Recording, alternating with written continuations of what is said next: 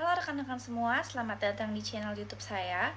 Sebelumnya, perkenalkan nama saya adalah Septiani Roslina Putri dengan NIM 2010412033. Nah, pada kesempatan kali ini saya mahasiswa yang berasal dari Universitas Pembangunan Nasional Veteran Jakarta dengan Prodi Hubungan Internasional tahun angkatan 2020 akan membahas mengenai krisis perang Rusia dan Ukraina dan tanggapan PBB terhadap isu tersebut.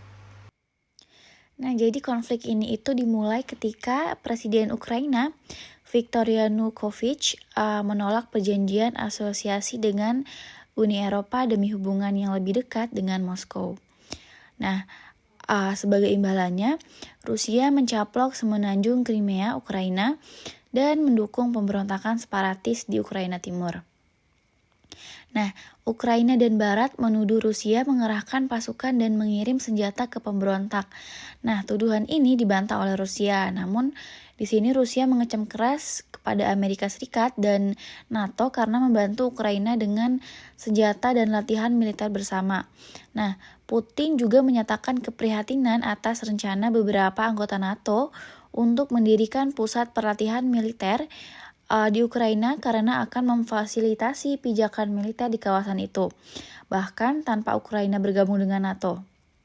Nah, di sini Rusia dalam tuntutan keamanannya mengatakan bahwa mereka tidak ingin Ukraina menjadi negara anggota NATO dan ingin menghentikan semua latihan NATO di dekat perbatasannya, serta ingin dilakukan penarikan pasukan NATO dan dari Eropa Tengah dan Timur.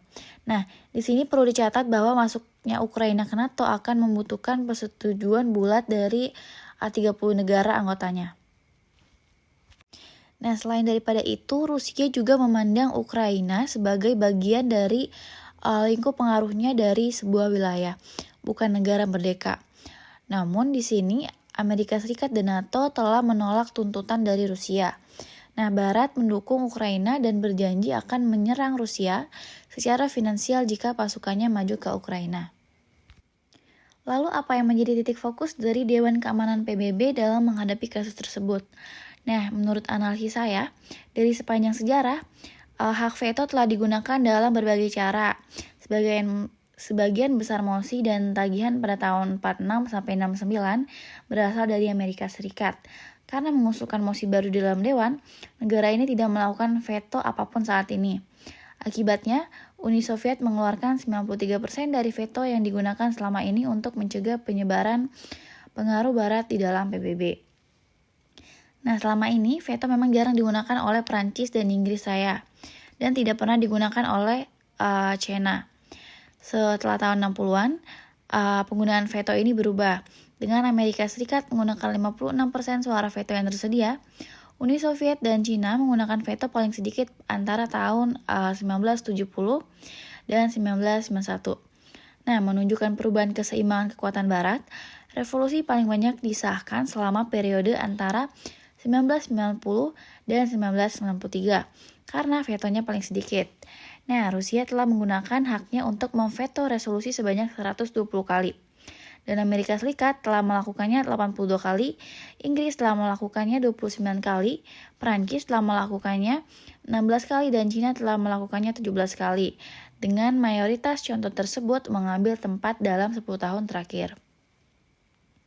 Semua negara yang mendukung Rusia memiliki sejarah mengkritik administrasi Barat. Resolusi tersebut menuntut pembalikan segera Rusia dan mendesak masyarakat internasional untuk menolak semua klaim aneksasinya.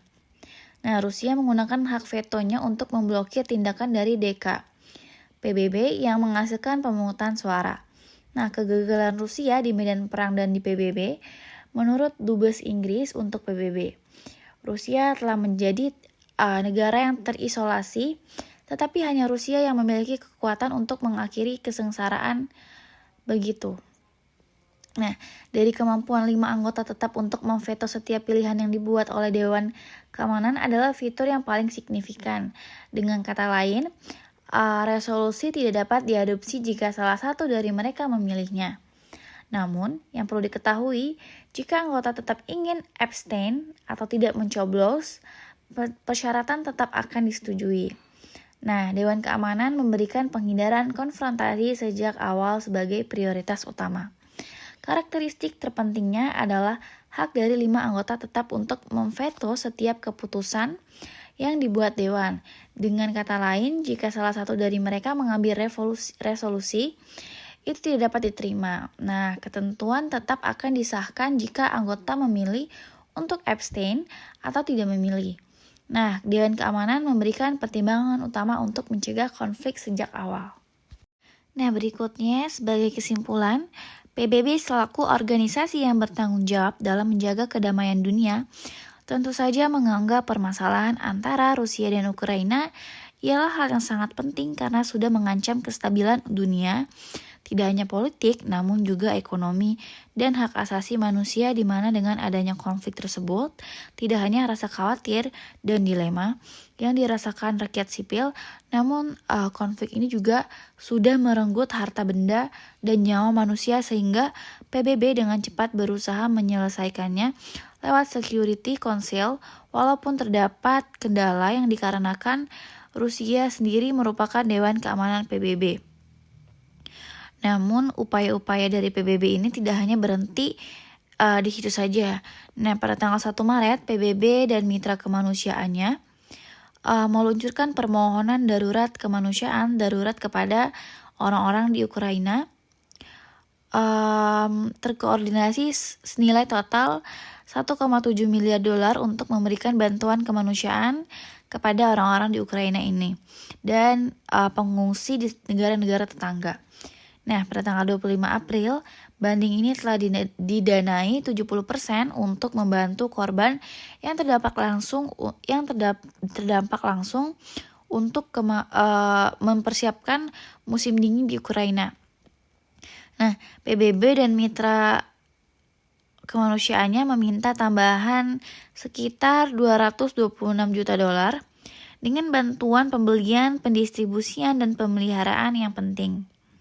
Nah, sebelum musim dingin 2022 sampai 2023, 1,7 juta orang akan menerima bantuan. Nah, itulah yang dilakukan oleh Dewan Keamanan PBB dalam menghadapi tantangan perang antara Rusia dan Ukraina ini. Namun, yang perlu kita ketahui di sisi lain, dengan adanya kesadaran di antara para anggota Dewan Keamanan PBB, 5 anggota tetap Dewan Keamanan tadi akan secara sukarela dan berkomitmen untuk menahan diri dalam menggunakan hak veto ketika kekejaman massal telah terjadi. Oke guys, video aku kali ini tentang krisis perang Rusia-Ukraina dan tanggapan PBB terhadap isu ini telah usai. Dan terima kasih sudah menonton video saya kali ini. Dan jangan lupa untuk di like, komen, dan subscribe.